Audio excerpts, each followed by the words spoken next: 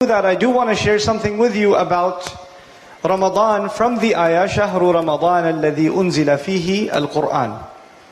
Allah Azza wa Jalla talks about Ramadan only once. Only once in the entire Quran does Allah talk about the month of Ramadan. And for Muslims all over the world, when we think of Ramadan, the first thing we think about is fasting. The first thought that comes in my head as we think of tomorrow night we're going to pray Taraweeh, that means the day after that is going to be a very long day. And I'm going to be very hungry and thirsty. So we start thinking about food and drink immediately. But it's incredible that in the Quran, when Allah introduced us to the month of Ramadan, He did not introduce the month of Ramadan with fasting. He did not introduce us to this month with Sawm.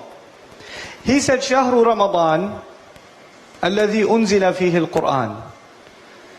The month of Ramadan is in fact the one in which the Quran was sent down. In other words, the first thing you and I have to think about when we think of Ramadan is the Quran.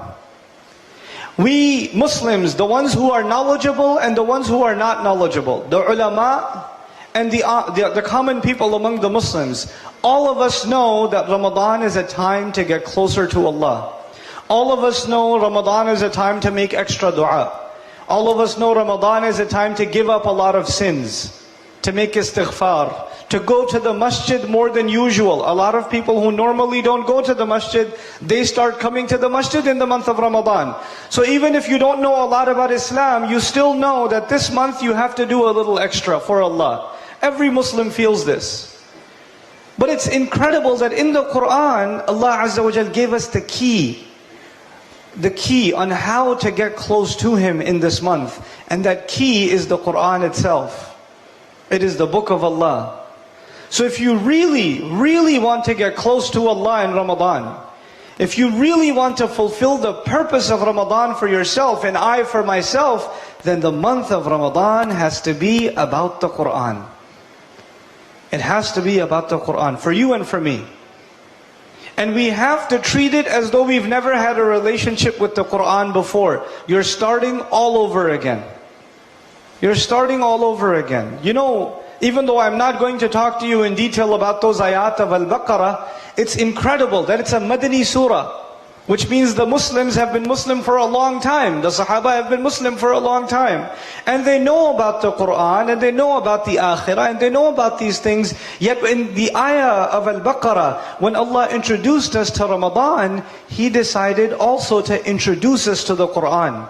Listen to me again. He did not just introduce us to Ramadan, He also introduced us to the Quran.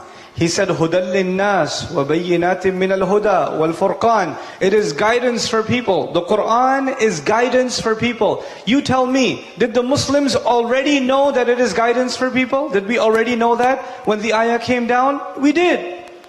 We had known then since somebody said Shahada, they knew that the Quran is guidance for humanity. Yet Allah Azza wa Jal in the month of Ramadan, when He introduced us to the Quran, said almost as though you have to start all over again. So you and I have to start reading the Quran and studying the Quran and reflecting and thinking about the Quran in this month like we have never read it before, like it's the first time. Like it's the first time. And that's beautiful because you know what? If we did fulfill the rights of Ramadan, if we did fulfill what Allah expects from us in Ramadan, غُفِرَ لَهُ مَا تَقَدَّمَ مِنْ ذَنْبِهِ, the promise of Rasulullah sallallahu alaihi wasallam, that all of your previous sins are forgiven. You get a new start. Just like you get a new start in your life in Ramadan, you and I are supposed to get a new start with the Quran.